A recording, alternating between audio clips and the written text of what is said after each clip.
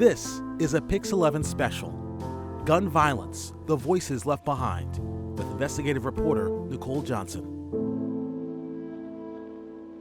Thank you for joining us. I'm Nicole Johnson. Every day, gun violence claims more lives. It leaves behind something even heavier: silence, broken families, heartache, and pain. Now, for the first time, mothers who have lost their children to gun violence come together, not just to mourn, but to speak out and demand change. This is more than a candid conversation. It's a reckoning, a plea, a call for action.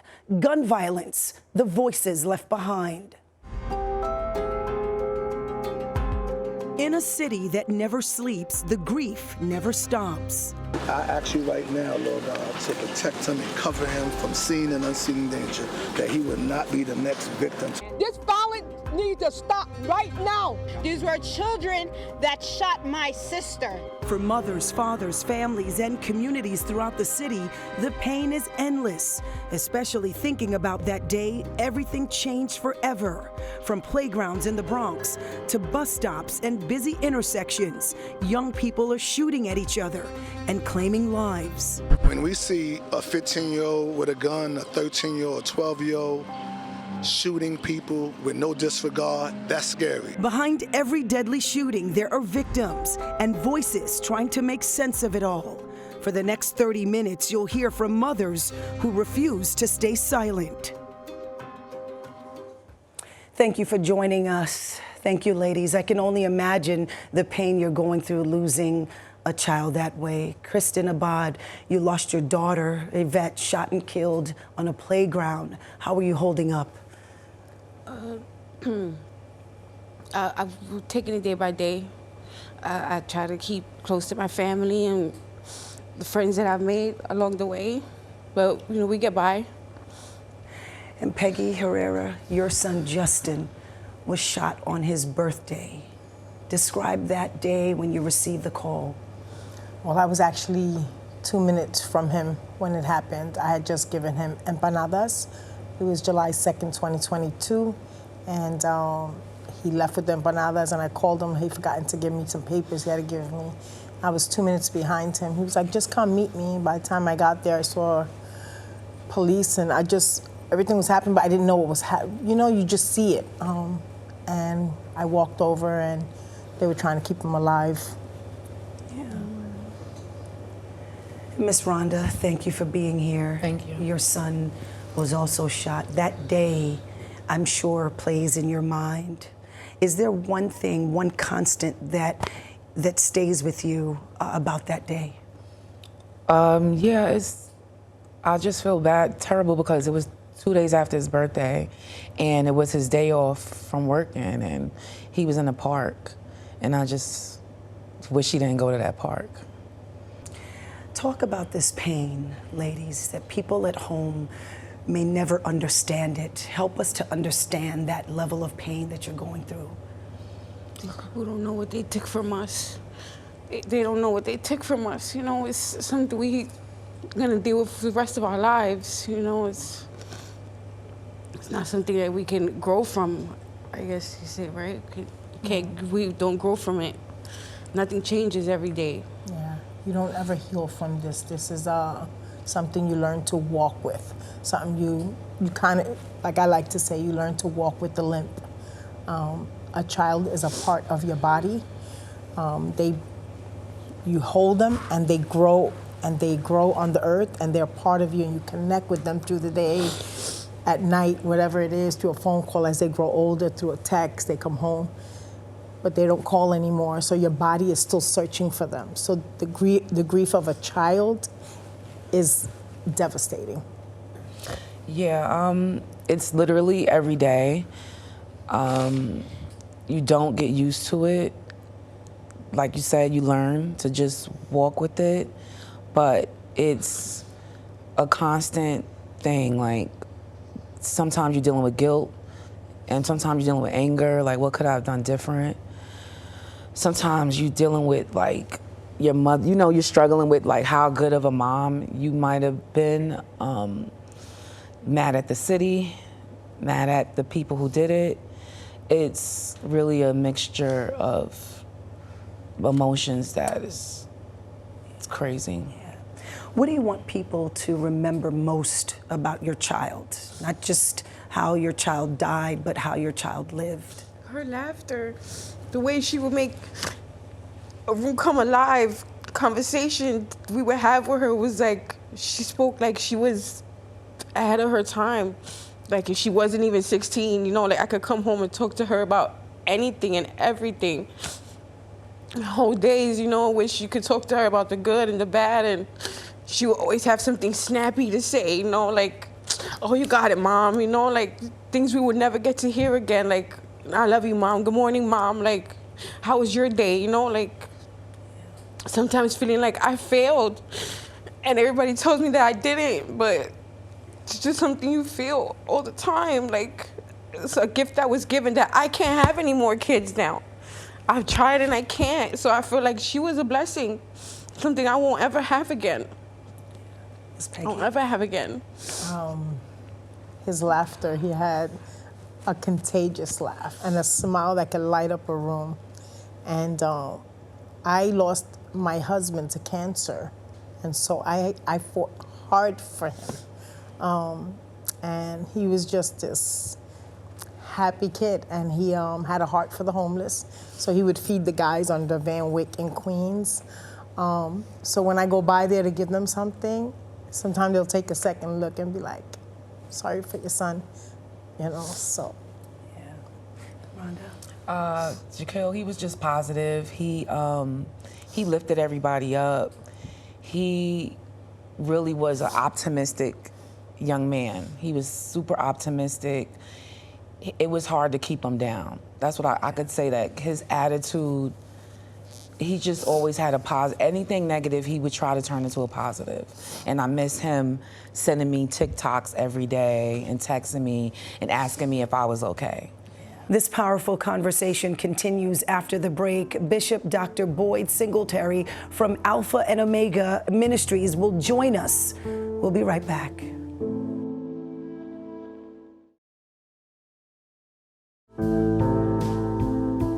You're watching a PIX-11 special, Gun Violence, The Voices Left Behind, with investigative reporter Nicole Johnson. Thank you for staying with us. Joining us now is Bishop Dr. Boyd Singletary of Alpha and Omega Ministries. Bishop, talk about when you received the call about another fatal shooting, another child lost. What goes through your head, and walk us through your movements? Right. What goes through my head is another devastating situation. This year alone for 2025, I have been to over 9 funerals of our children that have been murdered due to gun violence. And what we do for the past 2 decades, my church and myself, my executive pastor and team, we work with the families, because after the funerals and the prayer vigils and the balloon releases, the family is still grieving. So we want to continue to give that family that spiritual support and that aftercare. And we know you've been working with these families through it all, navigating next steps, navigating that healing process. Walk us through it a bit. So what the healing process looks like is we have to continue to not just continue to give counseling services for them, but we have to make sure they're grounded. Because it's one thing to deal with grief, but you have to live with the grieving. And with the grieving and with the coping mechanism, we have to make sure that they are covered spiritually, mentally, and emotionally as well. Yeah. So, Mom, Ms. Herrera, what does healing look like for you? Healing looks like community and the Lord. I thank God that I am in my right mind today, because I ask every day, like, if you'd ask me how I made it this far, I don't even know. But I get through support and community, Not Another Child. I work with survivors, and healing for me is going out and making sure that another mother is not alone. Yeah. And Bishop, when you initially engage with these moms, what are you saying to them? Right. So pretty much what it is it's not really too much words to say. The first thing I do is just offer them either a hug, and then from there, we just have to just let everything flow down from the tears. And then we go into the counseling. We meet the people where they at. because this is a devastating thing, and even to this day. So all the people that I've worked with and family members that lost their loved ones, to this day, they feel like family, and they are family now. I feel like I've met them personally. Yeah. And what do you want the community to do? Is there anything the community should understand during this process? Right. The community must understand that we need the village back because we need each other. This is not just affecting one borough, it's affecting all boroughs. It's a world epidemic. So we need the community to come together. We need to show some love, support, and unity, and also have to put some strong bills and laws in place to not just make sure that justice is served, but that also that the people that are doing these crimes are also being reformed. Well, thank you. Well, after the break, you'll hear from the son of a Harlem woman who lost her life to gun violence. He'll share his story. Stay with us.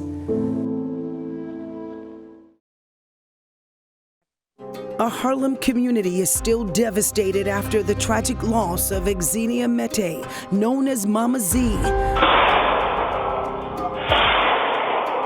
On April 22nd, after hearing gunshots outside of her building, the beloved matriarch went to check on her grandson and was hit by a stray bullet. Her life was taken because she wanted to see change. In that moment, her final act was one of care, selflessness, a reflection of how she lived. She put smiles on faces. She helped kids. She helped people older than me, adults. Mama Z left behind a legacy of love and strength, but there is also a void in her community. I love to help people, and if you out there and you see somebody in need of help, help them, because it's gonna come back to you tenfold. And joining us now, Mama Z's only son, Jerian Jordan. You just saw that clip of your mother talking about how she loved to help people. When you watched that clip, what went through your head? That was her, cold-heartedly. She lost her life trying to attempt to help, and honestly, that's how she lived her life. Always willing and wanting to help others, and that was my mother. Yeah. Losing a parent, different than losing a child. Walk us through your feelings. It's an empty feeling because Mrs. Johnson, not only was that my mother, but it was just me and my mother. I'm the only child. When I need to go to someone, she was always that individual. She was that individual for many of my family members, many of our friends. She was the pillar, not only to the community, but to her family community as well. So there's just an emptiness. Where were you and what did you do when you received that call the day she was shot? Well, I was on my way home from work, from New York,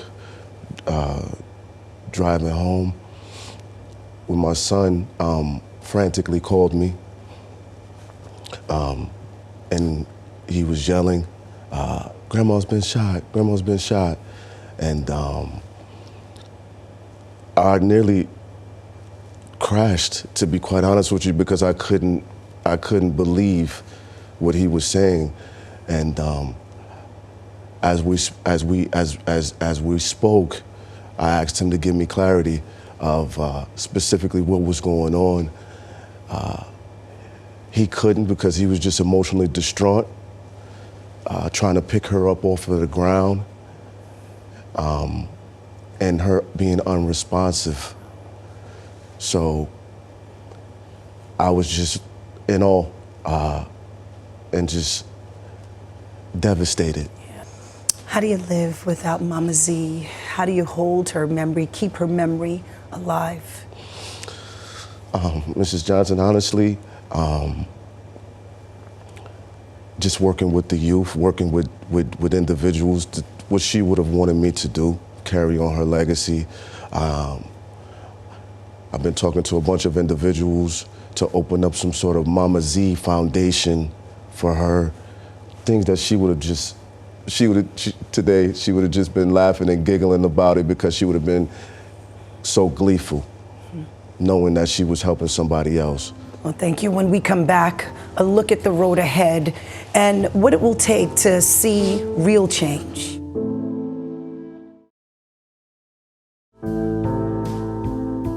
You're watching a PIX-11 special, Gun Violence, The Voices Left Behind, with investigative reporter Nicole Johnson. If you could speak directly to lawmakers, the community, young people about change, what do you want to say to them and what can they do right now? We need local officials to actually start putting laws in place, but actually really have to start looking in and helping the parents inspecting the children's book bags. Like, we have to really get more in tune with our children's life, that way we can be on top of them so we can prevent another incident from not happening. Well, since that tragic day, I'm sure your normal has changed tremendously. Talk to us about that change. Walk us through your day-to-day now. Well, I'm sure most people can agree.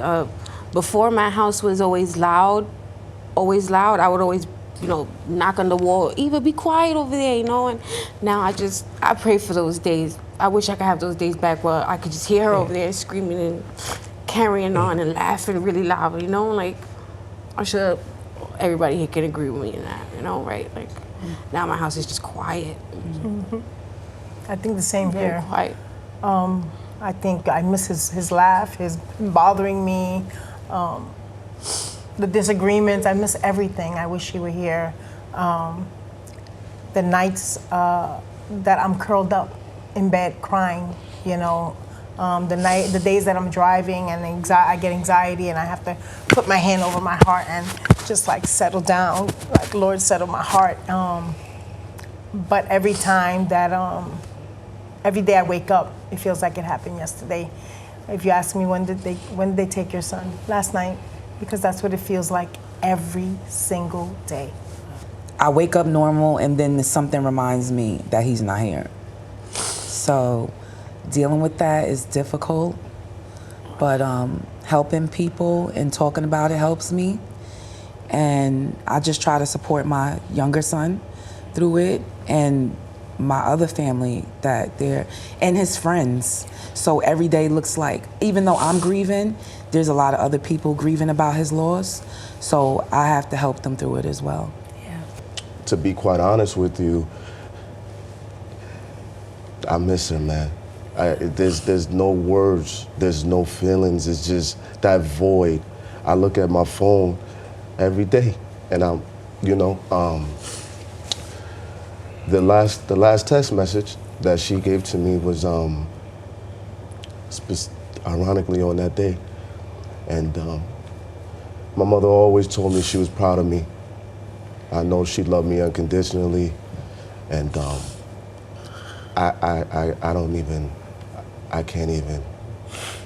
I couldn't even imagine life without her, but I'm living like this, and I just thank for the support around me, my family, my friends, and individuals like you, Mrs. Johnson.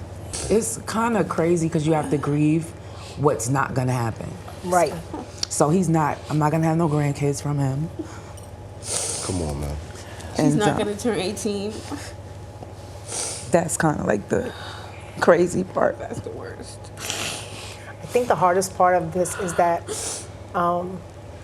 I lost my husband to cancer and I lost my dad to COVID, but my child. And so I think people think that you're just supposed to move on as normal, but not for you. When your child is taken, the very thing you gave birth to that lived in your body, there's no more normal. Yeah. There's no more normal after this. And he was really like the joy of my heart, like everything about him. And though he was like 6 feet, tall, I like to call him my little man. And so I miss my little man. And last night I was like, I miss you, bro. I miss you. Well, thank you again for staying strong, for sharing your stories, for sharing this intimate trauma that you're feeling. And thank you for watching this PIX-11 special, Gun Violence, The Voices Left Behind. I'm Nicole Johnson. See you next time.